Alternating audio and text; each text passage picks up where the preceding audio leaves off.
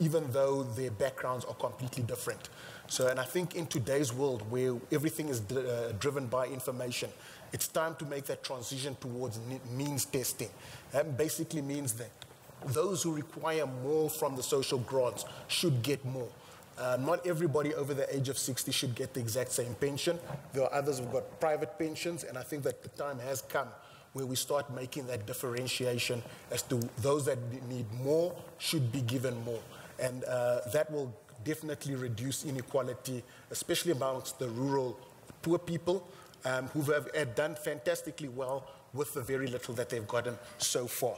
So that would be one of my suggestions. Another one is increasing capital intensity, particularly in rural Namibia, or more specifically in communal areas. We have been farming in Namibia for hundreds or thousands of years, probably, but the way we do it hasn't changed. We haven't applied capital. And as somebody coming from a commercial background, we know that a lot of our deposits, our savings, come from these rural areas. So people are putting money away, but they're not investing their savings into their operations, whatever it is that you do. I mean, Bill Gates didn't become rich by putting his money in a bank. He took his money and he put it back into his business, and he grew and developed his business. And that's what we've got to start doing. It's easier said than done to convince people right now that buy a certain machine to double your production on your farm, increase your income, because there are quite a lot of risks that are involved, and we've got to start managing those risks in a way that produces a conducive environment for rural communities to actually start investing and growing their businesses. Then there was quite a bit said about the education system. I think improving it is without a doubt one of a big equalizer. But even if you do equalize the education system, the circumstances in which children are studying are still difficult. You're not going to do very well if you've got shebeens on either side of your house. We've got to start addressing some of those issues around as well, and then also broaden the streams of education. Not everybody's going to end up at university. Not everybody can become a professor. We need engineers, we need bus drivers, we need economists, and we need accountants. So we've got to start building different streams for what is going to put Namibia on the map. So we create too many administrative positions, but not people who are creating wealth or going to create employment. The focus has to change. And also within the education system, we've got to start looking at creating people who are going to create employment for others, and not necessarily people who are going to be job seekers. One issue that is very, very close to my heart and that we've failed pretty dismally on is urban land delivery. I think in 2010, we increased Windhoek's municipal borders. At the moment, Windhoek is the biggest municipal area on the African continent. But yet, we've only got 50,000 urbans in that municipal area. Joburg, which is smaller, has got 955,000 urbans in that area. Something is wrong. We can do it. We've got all kinds of excuses. We spend hours in conferences documenting the excuses, but you're not going to find a solution by documenting the excuses. We've got to start and servicing the land, and if the municipality can't, then we've got to find other entities that can and will service the land. Because if you don't have decent housing, you've got so many things counting against you. When winter comes, you're probably going to freeze, you're not going to sleep well, you're not going to be well rested. We complain, we say people in Namibia are lazy. But if you've got shebeens blaring till 2 o'clock in the morning, you're going to arrive at work tired the very next morning. So these are issues that are creeping in everywhere else. But the core of it comes down to the land. Urban land that has not been serviced, and people are suffering because of that. And then increasing land productivity. I've got a pretty big problem. John Mendelsohn, you put up a slide where you showed a lot of national parks. So for the whole of last year, we collected 70 or 65 million from the national parks. It's almost 20 to 30% of our land is in national parks, but they're only generating 65 million. Now, comments were made that land should only be given to those who can use it more productively. While most communal farmers can use our national parks a lot more productively than what we're seeing from our national parks.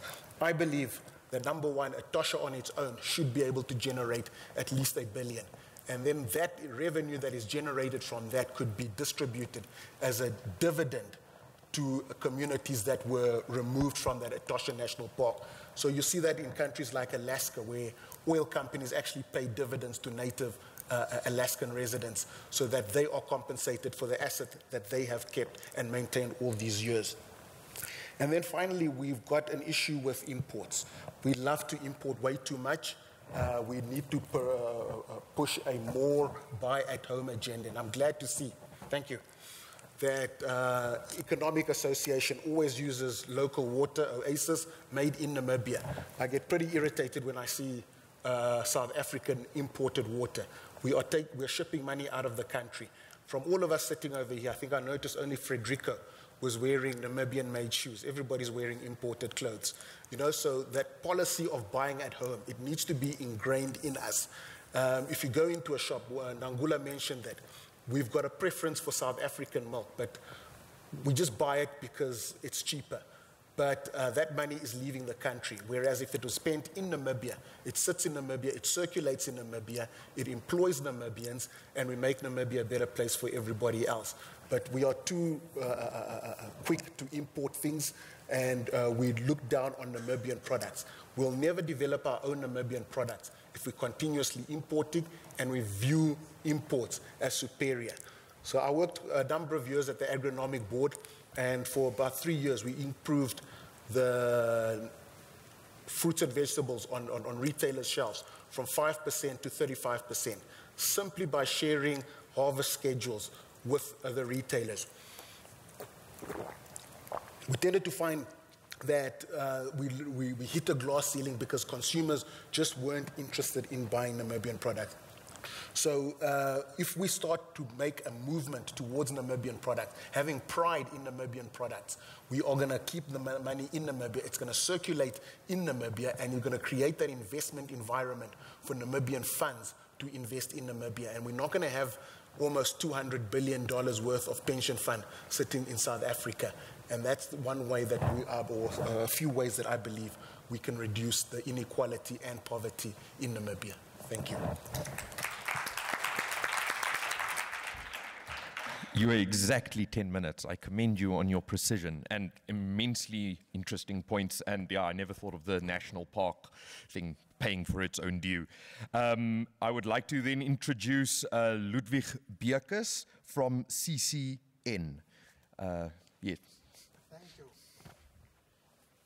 Am I on? Yeah. Thank you for inviting me to be part of this very important conference. And before I say something, allow me to say one remark of what I pick up during this conference. Last week, this time, I was sitting in a church in Berlin, in Germany. We went to correct wrongs which was done 114 years ago. And a young minister of the government of Germany was speaking. And as this lady was speaking, I pick up two things. A heart full of genuineness and remorse towards the issue of what happened 114 years ago. And I was saying to myself, it seems there is hope on this issue of the German people and the Namibian people. That gives me hope. But when I come back home and I listen to people talking, I pick up two things. On the one hand, I pick up issue of fear, and on the other hand, I pick up issue of anger and pain. And these issues stand in the way for us not to listen to each other. And that is when you listen, when people are talking, you say, we are not listening to each other, and because of that, we are hurting each other. And that is one of the things I pick up when I was listening to the debate and discussions. Now, coming to how we view people. Now, in the past, people were viewed on the basis of their color. And based on your color, you were getting your treatment. And I know some of our black people started to put on something for color to change. And then they end up colored, and treatment just went up halfway. And it seems like that thing have reversed. And now we treat people on basis of who they are and what they have, not as human beings made in the image of God. And even those who are doing policies, when they are planning policies or rendering services, it's based on who is the person, what that person is having, and not based on a human being. If the same doctor who is having a private practice come to Katutura Hospital to render a service, and the service when he comes there is different from the service at his private practice, then there is a big problem. Because then we are not dealing with human beings. We are dealing with people based on what they have. If we look to those who are doing planning, and they are planning because those who are staying in Havana they don't contribute too much towards tax or what, and the planning is so poor that people are suffering. And then our society have a wrong image about what is humanity. And what we're supposed to do is to treat human beings on the basis of who they are. But like someone was saying, because now their society have become so capitalistic or materialistic, and everyone to grab and greediness have come in, so people want to show what they have and who they are, and on the basis of that, they are treated or receiving a better service compared to the others. And this is where we need to make a change as a society, to look to human beings as human beings made in the image of God, bearers of the image of God, who need the same respect and treatment, because God says, love your neighbor as you love yourself. The same way of treatment you want for yourself, that same way of treatment you have to give to others. If you are doing the planning, actually I was looking for the policy makers to be at this kind of a conference to hear some of these things. If you are making policies, making the same policy you will be able to apply to yourself. I remember a few years ago when I was in the UK, in the 90s, there was a plane full of young kids coming to school for primary school from one of the African countries. And when I asked, what is this? They say, no, they are coming for school here because they are